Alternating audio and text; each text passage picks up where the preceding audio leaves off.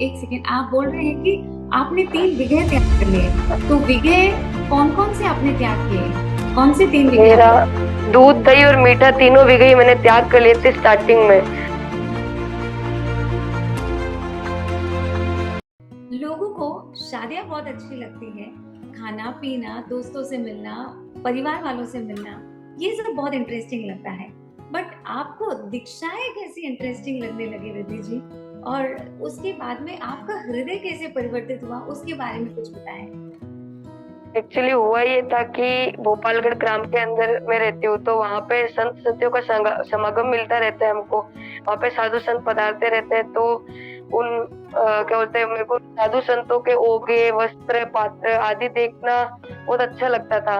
और ज्यादातर मेरे को नवदीक्षित, जो नूतन दीक्षित है, दीक्षार्थी, उनकी मतलब जैसे केसर से छटी हुई चादर, उनके धवल वस्त्र, उनके ओगे, उनके हाथ पैरों की मेहंदी मेरे को अट्रैक्ट करती थी। ऐसा लगता था कि वो सब चीजें मेरे को बुला रही है, वो सब मेरा ही है, मेरे को लेना है, ऐसा फील होता था मेरे को। तो हमारे दर्शकों को मैं बताना चाहूंगी कि हमारे इसी प्रकार से लाइव मुमुक्षुओं के इंटरव्यूज चलते हैं, जो बहुत सारे वीडियोस आपने आज तक देखे होंगे। सपोज अगर आप पहली बार हमारे साथ जुड़े हुए हैं, तो हमारे चैनल को सब्सक्राइब करें एंड बेल आइकन को जरूर क्लिक करें, ताकि ऐसे बहुत सारे इंटरेस्टिंग मुमुक्षुओं के वीडियोस, इंटरव्यूज और जैनिज्म के ऊपर सेल्फ रिफ्लेक्शन सेशंस जो हमारे निरंतर चल रहे हैं, उसमें भी आप जुड़ सकें। सो अब जानते हैं मुमुक्षु रिद्धि जी के जीवन को। रिद्धि जी कैसे संयम मार्ग पर आगे बढ़ रहे हैं। रिद्धि जी भोपालगढ़ से हैं, जो मात्र 17 वर्ष के हैं। तो रिद्धि जी, आपके जीवन में ये जो संयम की जो अनुभूति है, which is like purely great, है ना, आपको कैसा लगा कि संयम आपको स्वतः ही पुकार रहा है? आपके लाइफ में क्या क्या पड़ाव हुए, क्या इंसिडेंसेस हुए? ऐसा हुआ था कि संभवना मेरी संयम की शुरुआत मेरी बचपन में ही हो गई थी। मैं लगभग 1-1.5 साल की थी तब हमारे मतलब भोपालगढ़ में विनित प्रवेश आदि थाना 3 का चातुर्मास था। तो महाराज से गोचरी के लिए पधारे, तो मम्मी से बोले कि आपके 3-3 बेटियां, एक को तो जिन शासन में 2 करके। तो घर वालों ने, मम्मी ने बोला कि लो महाराज से किसकी मनाही है, तो मेरे को उठाया गोदी में और पात्र में बहरा दिया था। तो शायद मेरे संयम की शुरुआत वहीं से हो गई थी, और कोइंसिडेंसली अभी दीक्षा भी वही हो रही है मेरी, और उन्हीं क्या की सेवा में। मोमेंट रहे आपने? हाँ। और ऐसे रहे कि मतलब हमारे ग्राम के अंदर ऐसे महाराजा वगैरह पधारते रहते हैं, तो सेवा का अवसर भी मिलता रहता है, गोचरी सेवा, ज्ञान ध्यान सीखने का, ऐसे कुछ भी। तो मतलब निरंतर सेवा महाराजा से जुड़े रहने से मेरी संयम की भावना और बढ़ी। मन में इच्छा हुई कि मुझे भी दीक्षा लेनी है। मालूम कुछ नहीं था कि दीक्षा क्या होता है, बस मन में ये था कि दीक्षा लेनी है, शादी नहीं करनी है करके। और स्टार्टिंग से ऐसा था कि मेरे को घर का काम वगैरह में कोई इंटरेस्ट नहीं था। घर वाले बोलते तो भी मैं यही बोलती, मेरे को बना हुआ मिलेगा आगे अपने आप। जी। सो रिद्धि जी, सत्पुरुषों के पास जाने से, गुरु भगवंतों के पास जाने से पहले आपका जीवन जो कैसे था, और उसके बाद में धीरे धीरे जैसे आपका समागम बढ़ा, आपकी भावना बढ़ी, आपका वैराग्य बढ़ा, आपके जीवन में क्या परिवर्तित आया, क्या परिवर्तन आया? ऐसा कहते हैं ना कि मतलब सत्पुरुषों का ऑरा ही ऐसा रहता है कि है ना, उनके आभा मंडल से हर एक जीव अपवित्र से पवित्र बन जाता है, पतित से पावन बन जाता है। वैसे ही उनके सेवा में रहने का हुआ, तो बहुत सी ऐसी आदतें थी जो अच्छी नहीं थी। जैसे कि मेरे को सुपारी खाने की बहुत गंदी आदत थी, मेरे को कोल्ड ड्रिंक्स की बहुत गंदी आदत थी। लेकिन उनका आभा मंडल, उनका ऑरा ऐसा था कि अपने आप ही इच्छा मेरी अनिच्छा में परिवर्तित हो गई। तो उनके साथ रहने से आपकी सारी इच्छाएं बढ़ी। तो आपने व्रत प्रतिज्ञा आदि क्या क्या लिए उस दौरान?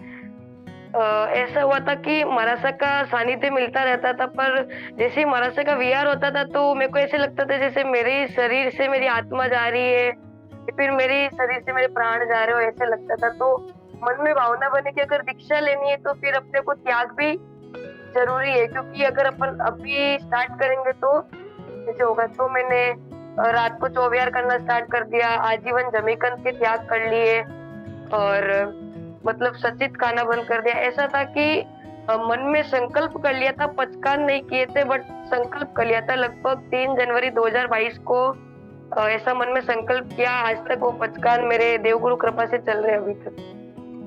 बहुत ही बढ़िया रिद्धि जी।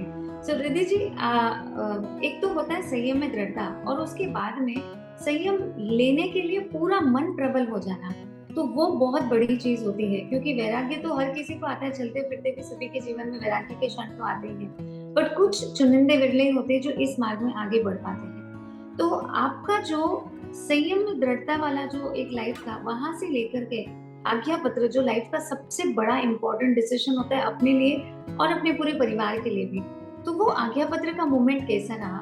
डेफिनेटली आपकी लाइफ में भी बहुत सारी तकलीफें आई होगी, कठिनाइयां आई होगी, जो जनरली हम सभी के जीवन में देखते हैं। तो how was your journey in that phase? Actually generally ऐसा होता है कि संसार के मार्ग पे सबके माता पिता आगे बढ़ाते, पर संयम के मार्ग पे बहुत चुनिंदा लोग होते हैं जिनको आगे बढ़ाते हैं। और मेरे तो वैराग्य की स्टार्टिंग ही बचपन से हो गई थी, और जब भावना बनी तब भी घर वालों की इच्छा थी कि हाँ तू संयम मार्ग पे आगे बढ़ रही है, बहुत अच्छी बात है, बहुत बड़ी बात है करके।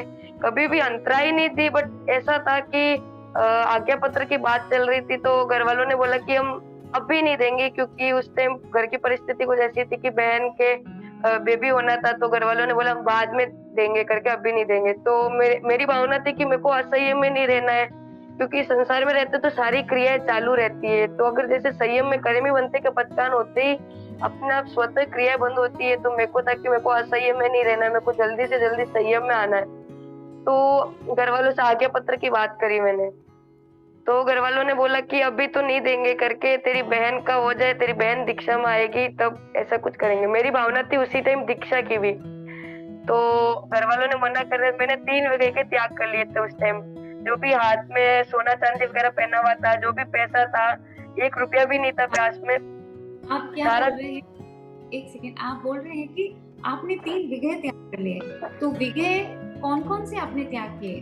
कौन से 3 विघे? मेरा दूध दही और मीठा तीनों विघे ही मैंने त्याग कर लिए थे स्टार्टिंग में, 12 तारीख को, 12 जनवरी 2023। मतलब आज से 1 साल, लगभग 1 साल के पहले। हाँ, लगभग 1 साल हो गया था। तो मतलब उस टाइम मैंने 3 विघे के त्याग किए थे, तब घर वालों को समाचार करा दिए कि मेरे पास, जैसे घर वालों से बात करने के हिसाब से जो फोन था वो भी घर पे भिजवा दिया, जो भी सोने चांदी के आइटम थे मेरे पास, जो भी मेरे पास 1 रुपया भी पास में नहीं रखा मैंने, भिजवा दिया घर पे। घर वालों के दूसरों के पास समाचार आते थे कि उससे बात करवाओ करके, वो ऐसे भूखी है, उसको समझाओ, अभी नहीं कर सकते हम लोग। बट मेरी भावना थी कि अब मेरे को असंयम में नहीं रहना है। उनको लगता था कि ये जिद है इसकी, पर मेरे को लगता था कि मेरी दृढ़ता है ये संयम के प्रति। तो फिर मैंने घर वालों ने हाँ नहीं भरी, तो मैंने 18 तारीख से 5 विघे के त्याग कर लिए थे। क्या बात है! मतलब घी, दूध, दही, तेल, मीठा सभी आपने हाँ, त्याग कर लिए। और 5 उसके विघे के त्याग कर लिए थे। और ऐसा था कि मतलब जैसे उस टाइम नेहरू पार्क था मरासा का विचरण, तो वहाँ पे भोजनशाला में खाने का होता था, तो इतनी व्यवस्था भी नहीं थी कि 5 विघे को छोड़ के दूसरी कुछ चीज का, खाली एक राब रोटी मिलती थी और एक पटोलिया मिलता था सुबह नाश्ते में। तो बस, पर ऐसा था कि कभी भी मन में ऐसे भाव नहीं आया कि मैं क्यों खा रही हूँ ऐसे, मैं अच्छा भी तो खा सकती हूँ, बाद में करा लेंगे। बस मन में यही था कि मेरे को असंयम में नहीं रहना है, मेरे को जल्दी से जल्दी संयम में आना है, मेरे को भी फटाफट ये सांसारिक कपड़े छोड़ के मेरे को संयम के वेश पहनने करके, संयम का वेश पहनना। तो मैंने 5 विघे के त्याग कर लिए, घर वालों को मनाने का पुरुषार्थ किया कि मान जाए करके। देन घर वालों की हामी हुई कि ठीक है हम आज्ञा पत्र देते, बट दीक्षा आगे देंगे करके। तो गुरु भगवंतों ने भी बोला कि देखो इतनी जीत भी अच्छी नहीं है करके, घर वाले दे रहे हैं, वो मना नहीं कर रहे, तो अपन को उनको समझ के चलना है करके। आपने ये जो कदम उठाया, ये बहुत ज्यादा इंटरेस्टिंग लगा मुझे, क्योंकि मैंने भी बहुत सारे मुमुक्षुओं के इंटरव्यू लिए अपने चैनल पे, और कई सारे मुमुक्षुओं से मिलने का, बात करने का अवसर आता है जीवन में। लेकिन जब देखा मैंने अपने जीवन में कि कहाँ पर लोग अटक जाते हैं, जो दृढ़ता आपने बताई ना, वो बहुत ही इंस्पायरिंग है, क्योंकि ये जो दृढ़ता आपके भीतर में है, अगर ये दृढ़ता किसी के भी भीतर में आ जाए ना, तो डेफिनेटली कोई उन्हें नहीं रोक सकता है। अगर वो अपने जीवन में अपने हृदय को परिवर्तन नहीं कर पाते ना, उसका मेन रीजन है कि उनके पुरुषार्थ में वो दृढ़ नहीं हो पाते, और आपने अपने उस सद पुरुषार्थ को जगाया है। 3 से आप 5 विघे का त्याग कर दिया आपने, अपने ज्वेलरी, अपने पैसे, मोबाइल, मतलब जो लोगों को रहता है ना कि मोस्ट इम्पोर्टेंट होता है जो कम्युनिकेट करने का जो साधन है, वो मोबाइल तक आपने छोड़ दिया। कहाँ आज लोग आकर्षणों में जी रहे हैं, और आपने समस्त उन आकर्षणों का परित्याग कर दिया। गजब का आपने एक मतलब बहुत बड़ी एक बात शेयर की आज हमारे सभी दर्शकों के साथ में, तो रिद्धि जी, अंत में हमारे सभी दर्शकों के लिए आप क्या कहना चाहेंगे संस्कार और संस्कृति को लेकर के? जो आज परिवेश चल रहा है, जो सोच चल रही है, जो विचार चल रहे हैं, तो आपके जैसे जो यूथ आज अपने इस चैनल को देख रहे हैं, इस वीडियो को देख रहे हैं, उन सबको आप क्या मैसेज देना चाहेंगे? मेरा मैसेज यही है कि आजकल अपना जेनेतो कितना खतरे में है करके, ज्यादातर पब्स में क्या बोलते हैं, पार्टीज में ज्यादातर जैन लोग ही दिखते हैं। और ऐसे महाराष्ट्र के प्रवचन में भी सुनने में आता है कि जैन लोगों ने नॉनवेज खाना भी शुरू कर दिया करके। तो ऐसे ही बोलते हैं कि भाई अपन जैन ही है करके। महाराष्ट्र से प्रवचन में फरमाते हैं कि पहले के टाइम में एक जैन की गवाही और 10 लाख आदमी की गवाही एक बराबर थी, और आज पूरा उल्टा हो गया है करके। जैन ही मतलब इतना क्या बोलते हैं, व्यसनों के अंदर चला गया है, इतना जैन तो अपना खतरे में आ गया है कि आजकल मम्मी पापा तो ठीक है, उनको कन्विंस करना फिर भी इजी रहता है, पर पड़ोसियों को करना और डिफिकल्ट रहता है, क्योंकि वो लोग क्या है कि मम्मी पापा के भी कानों में बार बार बातें भरते रहते हैं। छोटे हैं, 17 साल की है, बाद में भी ले लेगी दीक्षा, लोहे के चने चबाने जैसा है, तलवार की धार पे चलने जैसा है।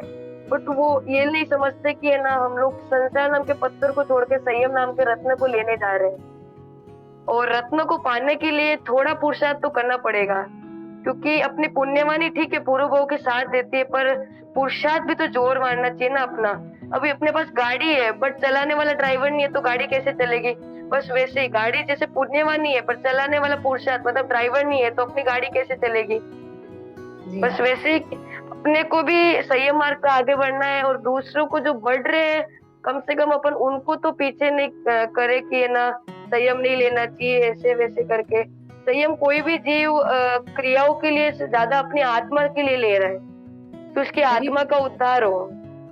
जी, बहुत बहुत अच्छी बात आपने बताई रिद्धि जी। इतनी छोटी उम्र में जहाँ बच्चों को अपने करियर के बारे में, अपने गोल के बारे में पता नहीं रहता है, वहाँ पर जो आप अपने जीवन को परमात्मा के मार्ग में आगे बढ़ाने जा रहे हो, उसके लिए बहुत बहुत आपके लिए नहीं, ऐसा कुछ नहीं है, क्योंकि वंदन है। भगवान ने आप तो जिस दीक्षा कार्य के लिए 8 वर्ष की उम्र बताई है, मैं तो 17 यानी डबल ही हूँ, उससे भी 1 साल एक्स्ट्रा ही है करके।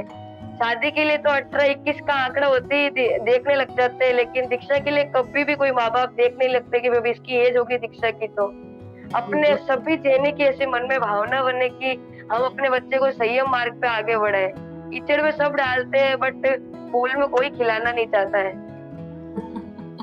तो इसी के साथ में आपने इतने से इंटरव्यू में आपने देखा होगा कि रिद्धि जी के भीतर में कैसा गजब का वैराग्य और कैसे शासन की भक्ति है, और इतने सारे उनके लाइफ में भी अप्स एंड डाउन आए जो बहुत ऑब्वियस सा है। किसी को भी अपने कलेजे के कौर को शासन को देना इतना आसान नहीं होता है, भले कितने भी जानकार हो समझदार हो, बट अपनी जब बारी आती है तो that is definitely very very difficult for each one of us. ये तो है कि जिन शासन की अनंत अनंत कृपा है कि मैं आज यहाँ पे खड़ी हूँ।